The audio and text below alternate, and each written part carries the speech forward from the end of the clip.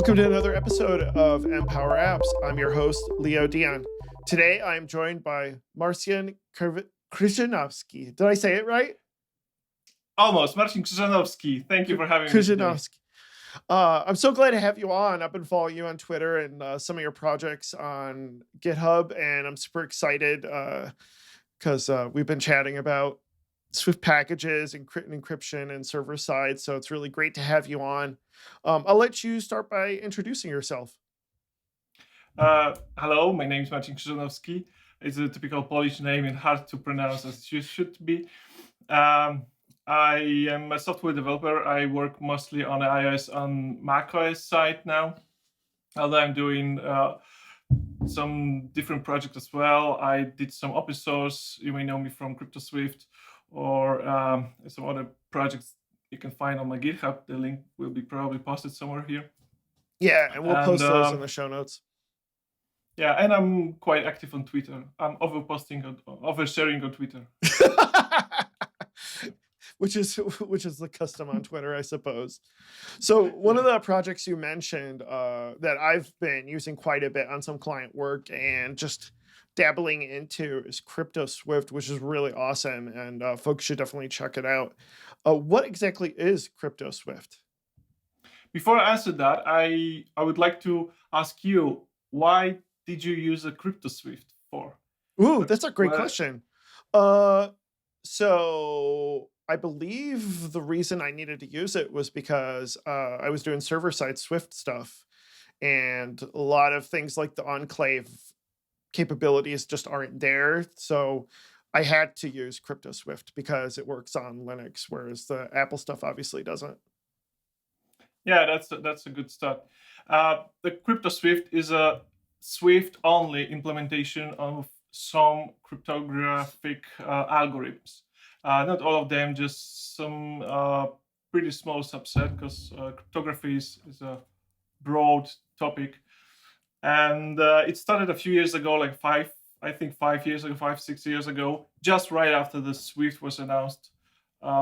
So it was early on, and I started this project as a wrapper around the common crypto and OpenSSL, and then eventually I re-implemented some of the functions in Swift for various reasons. There's one of the reasons is to have it multi-platform. So you just have a Swift, whatever Swift runs, this library should run. And the other reason was the integration with the common crypto was so in the beginning, in the early days of Swift, like there was no module and stuff, so it was hard to use. So I could obviously provide something better. Another reason was obviously learning.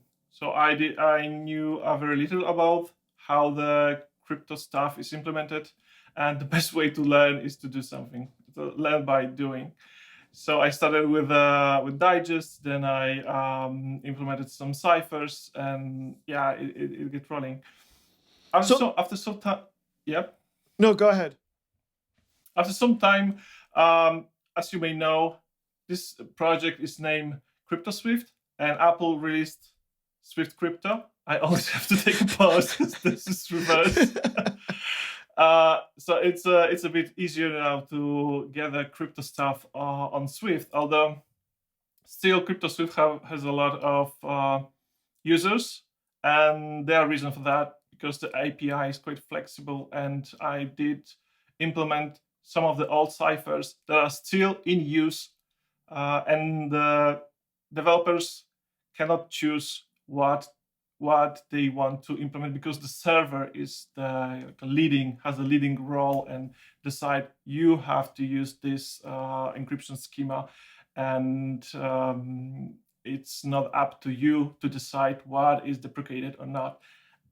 The Apple framework is a bit opinionated in a good way, but it is opinionated, so it may be hard for developers to use that because they don't have tools basically to talk with the server side. So yeah, it's got quite popular. I don't know. There's like a few thousand clones of the GitHub repository daily. Last time I checked, And yeah, it seems people use that still. So, you mentioned some stuff like ciphers and things like that. I'd like to go over some of the terminology that's used in the encryption world. What are some terms? Let's start. What's the first term that you would suggest Swift developer learn about when it comes to encryption and what it means? It's a great question because the most common mistake is confusing encryption and encoding. If we don't know, we tend to confuse those terms and use that interchangeably, but they're very different, have a very different meaning. So encryption is, I'm not a cryptologist, but I will just say encryption is creating something that looks random for you, but still has the information in it. So it's convey the information, but is undistinguishable from the noise, from the garbage, from the random letters and numbers, and still can be decrypted, so read by the other part. So encrypted message is sent over the public channel, but still the content of this message is hidden. And there's a math behind that, why the message is hidden, how it works. You may heard of some of the ciphers or digests were deprecated over the time because computer got better, or some researchers found the flaw that was not known before. So this evolves and change faster for the last years, although we still have some solid ciphers that we still use. So the encryption is just scrambling your data, your message, so it looks random. Well, how is that? Third party. So I'm going to ask the question. I know the answer, but I'm going to ask the question anyway. How is that different from like base 64 encoding something? Yeah, exactly. So base 64 is not an encryption, is encoding, basically. Because base 64 is encoding, so you encode, you change the representation of the same data. You do not apply any randomness or something that looks like random. Yeah. Right. You just rewrite it with the different letters. Right. So base 64 is encryption, meaning same data but using different letters. It may look different, but yeah, it still uses some alphabet that still use some alphabet basically. Right, and there's a common formula to translate between the binary data to the letters, whereas with encryption, there's something involved, like you said, randomness, so that way you can unlock, I suppose, or decrypt the information, right? Yeah, the best part about this, that the so-called symmetric ciphers do not use randomness. It just produce data, produce the values that looks like random, but they are not random at all. What is a cipher? So the cipher is a formula, it's an algorithm to transform your input, your so-called plain text, which is your information, into ciphertext, into something that is encrypted. So this is the algorithm. Okay. Now, so you encode the data, you have, what are the components encrypt? You encrypt the data. What are the components besides the data in the cipher that you need in order to encrypt that data? We have, in general, we have two types of ciphers, symmetric and asymmetric. Asymmetric is the ones you may know as RSA, encryption, elliptic curve encryption. There is a public key and a private key, and I will leave that on a side for a bit. What I implemented in this project is symmetric encryption, which is like AES, Cha-Cha, Rabbit. So something that does not involve private public key. The input is a key, like password. Okay.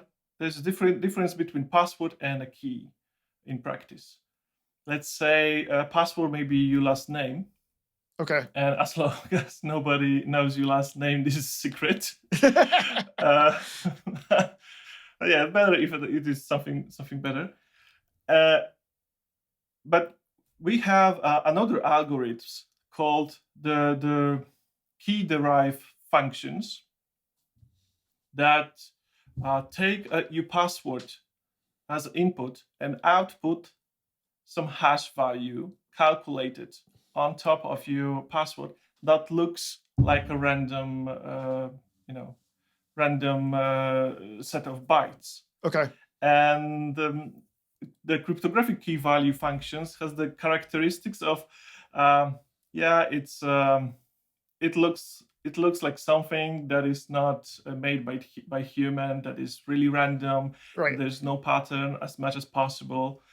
So if you use like the library like OpenSSL, it may ask you for password, but internally it may use a key to calculate it and make it more complex, essentially. Yeah. Okay. So to decrypt, you also need to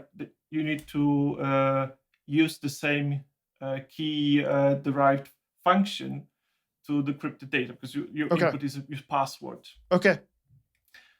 And so that's the one thing that is the input to the cipher. And the other one is so-called initialization vector. This is the only bit that... And that is commonly referred to as an IV, right? Yes, IV. I didn't even know what IV stands for. I'm so glad. Like, I was like, I kind of knew it as like, so let me give it a try. It's like the initial set of data in order to like add a little bit of randomness to it. Is that what IV is? Yeah, a little bit of randomness. Okay. So this is the only bit that is random, although this data is public. Okay. The idea behind IV is, because we work with the algorithm that with the given input, like the functions with the given input always will give you the same output, right? There's no random. So the problem with that would be if I collect enough messages encrypted with the same password, I will be able eventually guess the message, right? Because I will guess your password. The IV is the randomness that it is added on top of that makes each message different. Okay. Even though the message is same, the password is same, with the IV everything will look different. So it's harder to intercept, like to automatically to find the pattern in the message. Gotcha. Okay. Although IV itself is public, you don't have to store it in any secret place. You even can append that to the encrypted message, so because it is needed to decrypt the message as well. Okay. So what do you think developers should know about encryption and how they should go about it? If they're like an iOS developer, for instance. You've heard that do not invent your own crypto, but it means I did that. Yeah, some say I do, but I'm not really. So what I provide is implementation.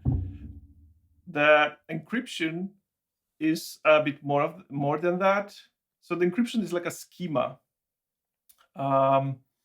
The CryptoSwift is low-level library, so it provides you with a cipher, with all the tools you may need, but it is up to you to use the right tool and use them securely. And this is part when the do not invent your own crypto kicks in, because the cryptography comes with a lot of known schemas, like one of the schema will be encrypt, then calculate MAC, which stands for message authentication code. Then then how to attach this authentication code. And so there are formulas like algorithms that will tell you how to do that. Will tell you what what block mode to use. Another term you may not be aware of. There are like 7 or 10 known block modes in which the cipher may work. The simplest one is ACB, electronic book mode. The most commonly used is CBC. I don't remember the full name.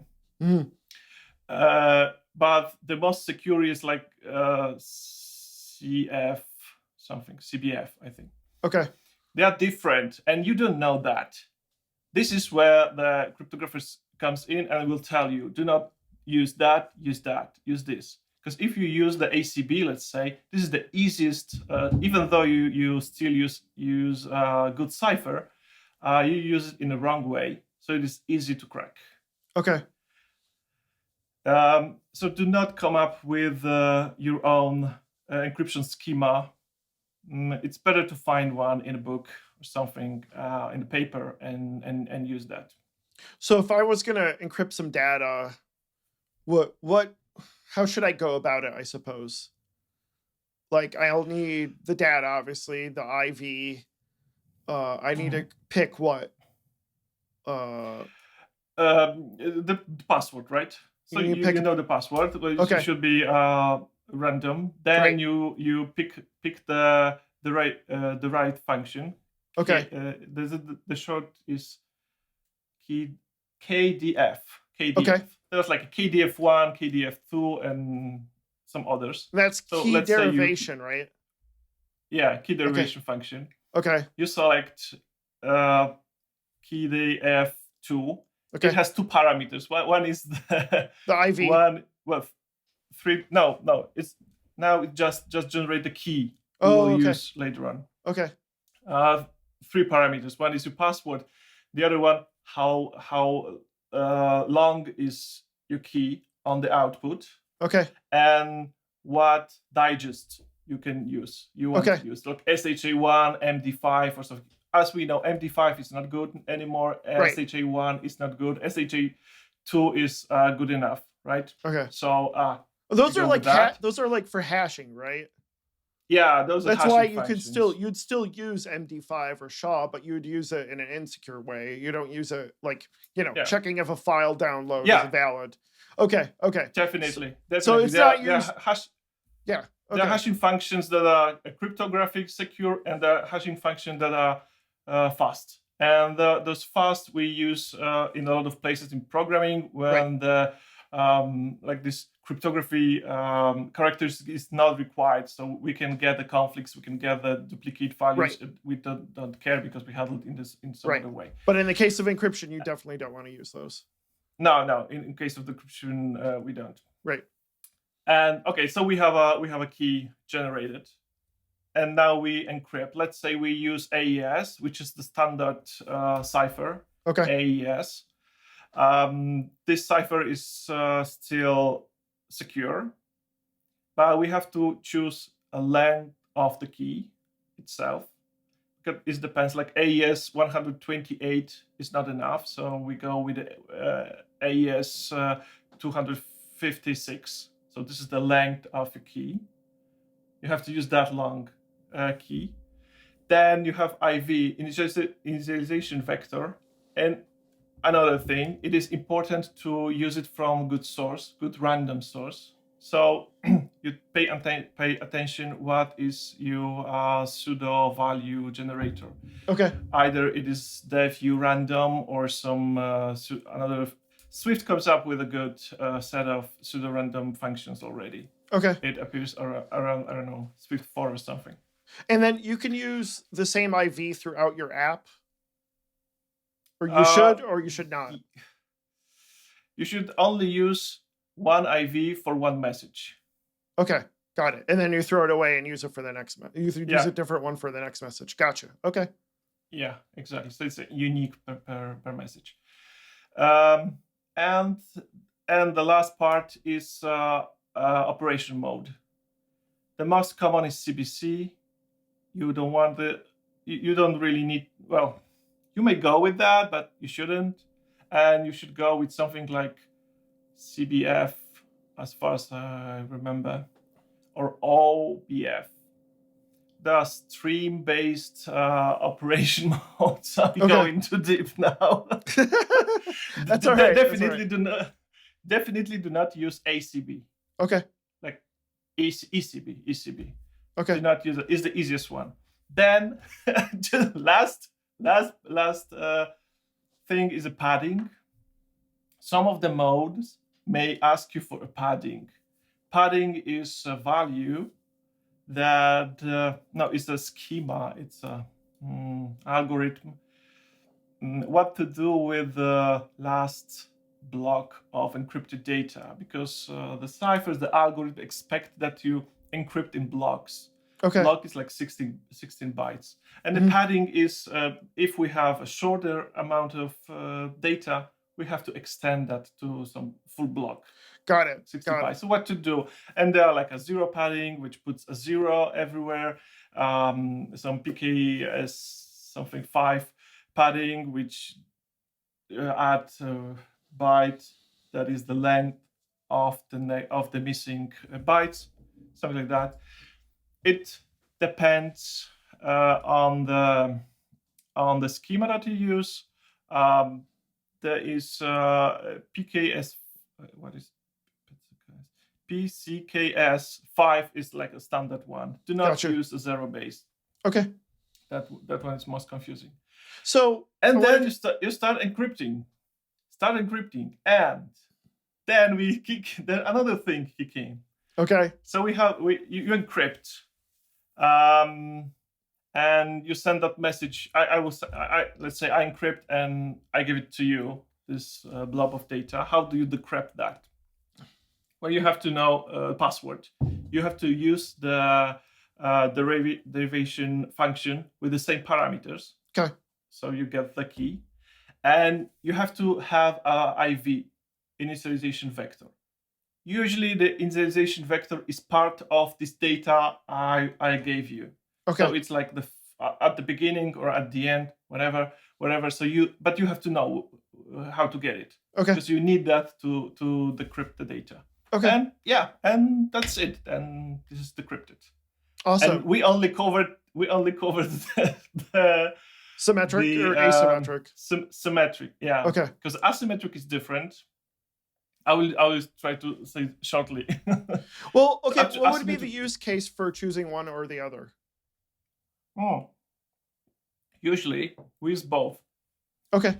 Because symmetric is fast, like AES is a fast cipher.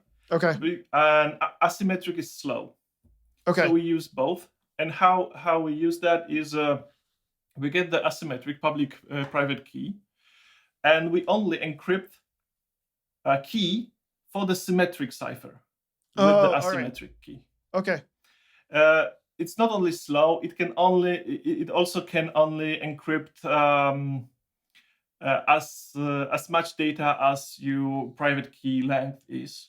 So it's unfortunate to use that for longer messages. So we only encrypt this this key, and when we decrypt, we use that with AES, and then we go with the AES. Gotcha. And as far as I know, the TLS works like that, like the HTTPS stuff.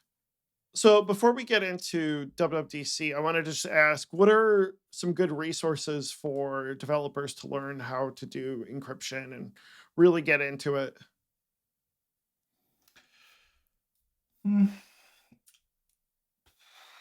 Yeah, so the Apple documentation is quite good. Just recently, they published the document where to store the sensitive informations.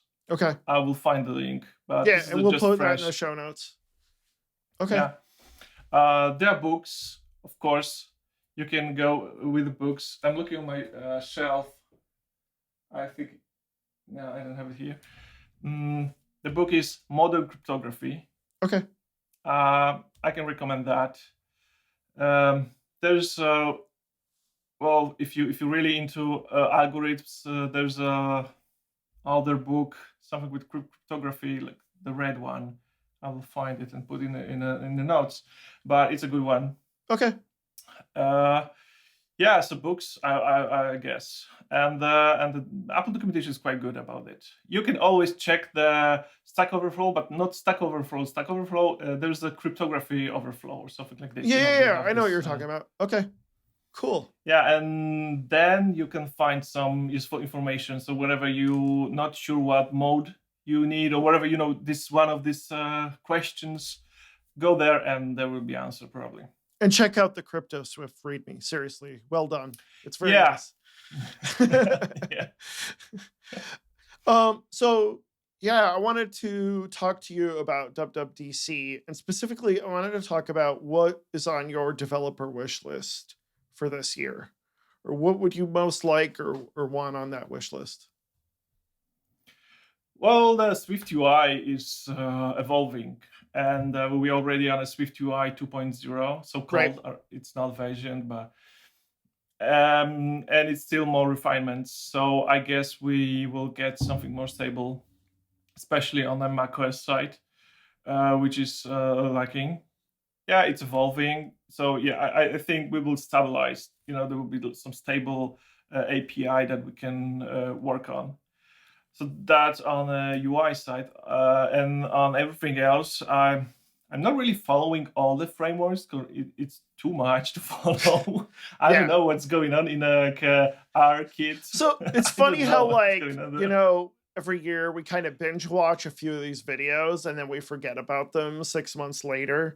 So, like, yeah, I kind of hope I feel like I need to spend some time maybe watching some of the videos from the last few years, because there's stuff I still haven't picked up on. Like you said, ARKit certainly is one that they push and push because obviously they have some hardware down the line that they want Yeah. folks to get ready for. But what? So I want to. But I'm really looking forward for the improvements in the Xcode itself. I'm into the DevTools a bit of, so Yeah.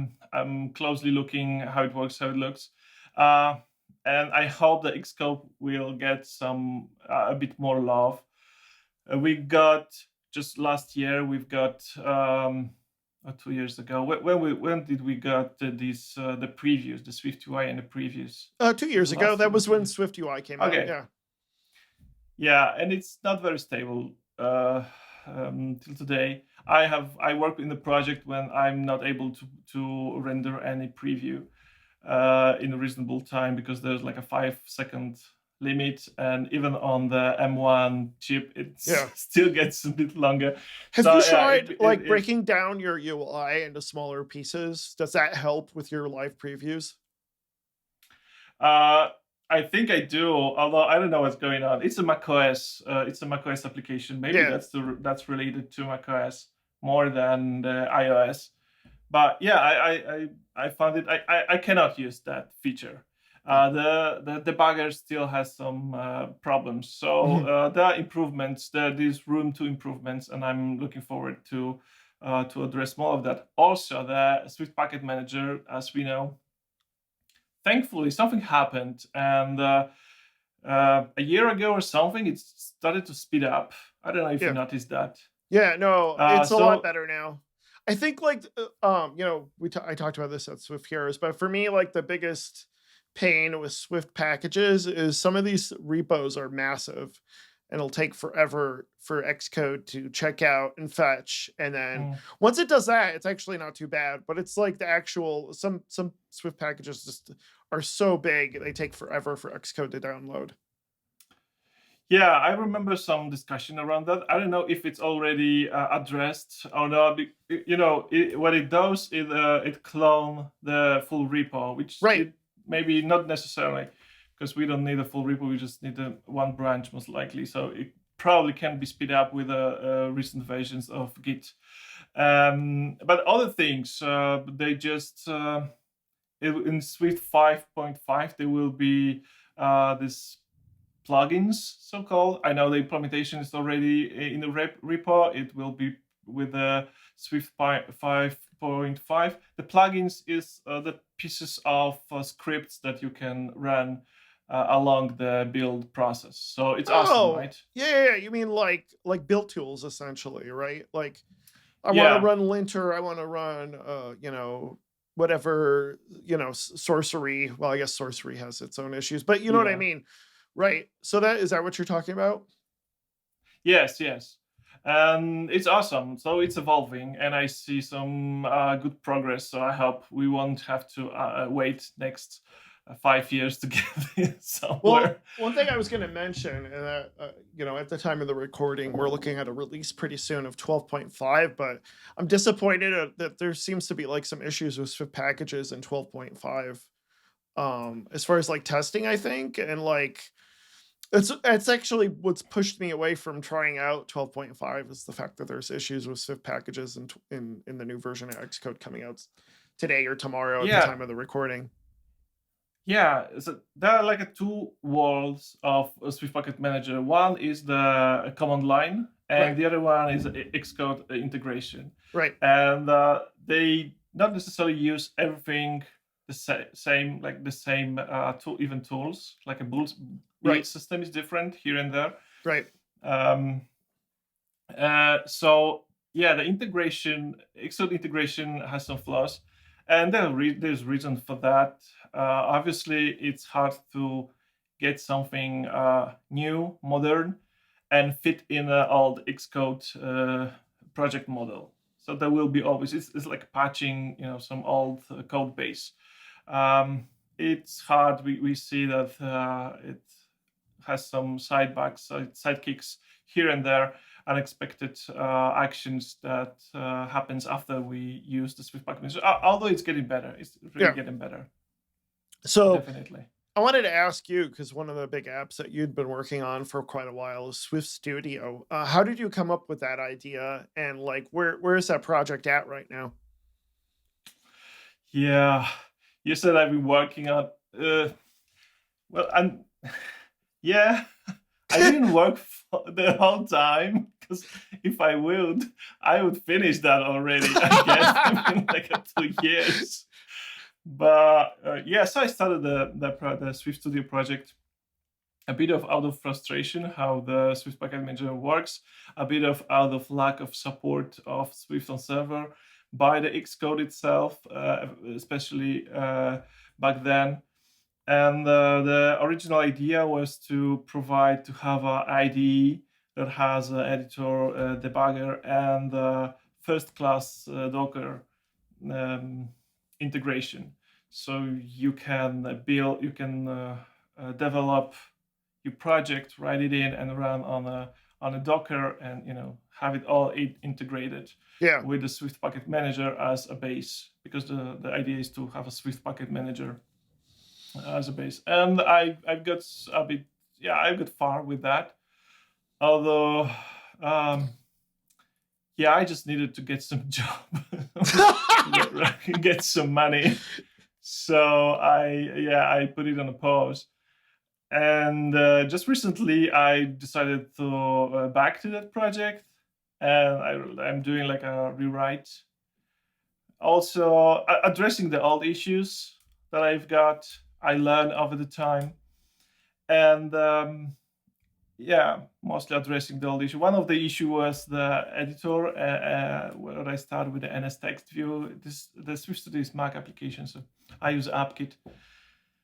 And I thought, okay, I can do some replacement for NS text view, and I will implement the editor by myself. And so I started doing that, and believe me, this is the task by its own. Okay. So I'm a bit of deep in that. But once that will be finished, I will move on, because the missing part is the debugger integration now, which I was always a bit. I put it on site, and I never implement that. I have idea how to do that, but I never did that. So yeah, if I find some more time, I will definitely finish that project.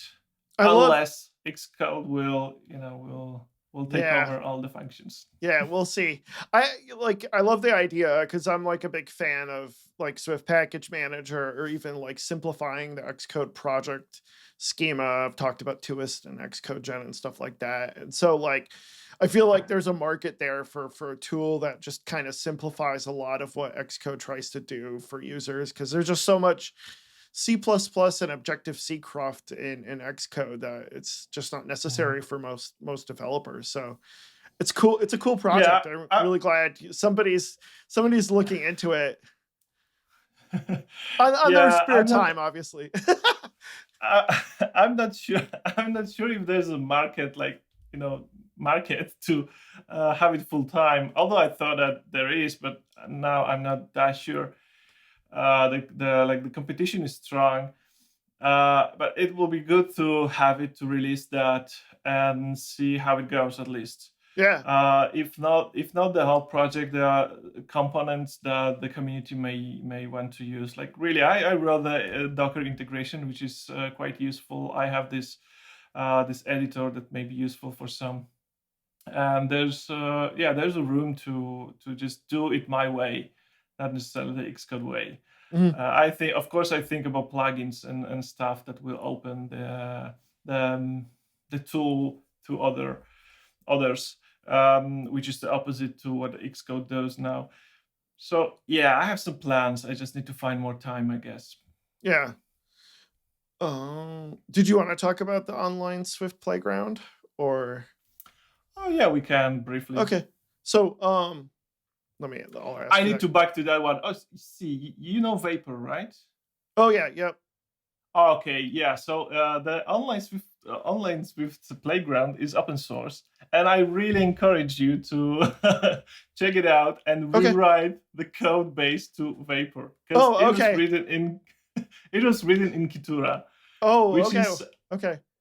I'll send you a bill. I'll rewrite it in Vapor and send you a bill. Sounds good. Yeah.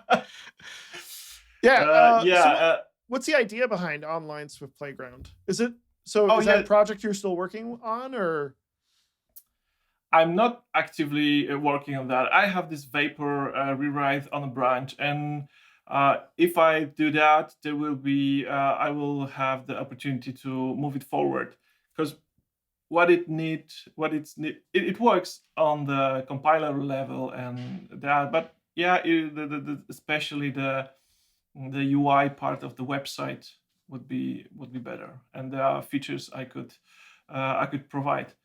The idea is to have like Notepad, something, the code part for the Swift, where you open that, you put some code, run, and see what is the output. That's the idea behind it. I know the people use that to learn language as well, the Swift language. I know that some teachers use that as a tool to learn or to introduce Swift to others, because it's available to everyone and it's very accessible. You can do your homework from work. You don't need to set up anything. It's just a website. Yeah. So it's very cool. And I'm trying to provide up-to-date Swift compiler versions as well, so users can play. Basically, it's for playing with the Swift. I think it's an awesome idea, because I look at the folks in the JavaScript community. They have so many like cloud development tools, and it's just cool to see somebody put out something in the Swift world. Because, I've talked about this with other guests, just like needing to own a Mac is a big barrier for a lot of folks to get into Swift development, or even an iPad if they want to play around with Playground. So yeah, it's a cool project that we'll have a link to that in the show notes. One of the missing things is it runs on Linux now, so the Swift is a bit different. Although thanks to Flow company, which is the Mac hosting company, they sponsor the hosting of the project. I have the bare metal Mac machine, nice. So I can run it on a macOS and use the SDK that is on macOS, which may be beneficial for the users. And this is the plan after I move it to Vapor. Awesome. That's fantastic. Was there anything else you wanted to mention before we close out? No, not really. No, I'm fine. Yeah. Well, thank you so much for coming on the show. Where can people find you online? You can go to my website, which is swift.best. It's the easiest one. There's everything out there. There's my Twitter handle. Go for Twitter. I'm on Twitter a lot, and you can reach me on Twitter most of the time, and this is the best way to reach me. Thank you so much, Marcin, for coming on the show. I really appreciate it. It's good to see you in person and talk to you. Well, not Thank in you for person, having me. but in person in 2020, 2021, but you know what I mean. Yeah, 2021. Thank you for having me. It was a blast. I hope you get some information about the encryption and stuff and the work I do.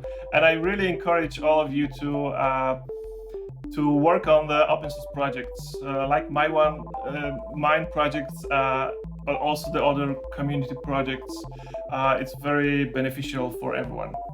Yeah, and it's beneficial for your career, certainly, at the very least. So yeah, that's an awesome thing to suggest.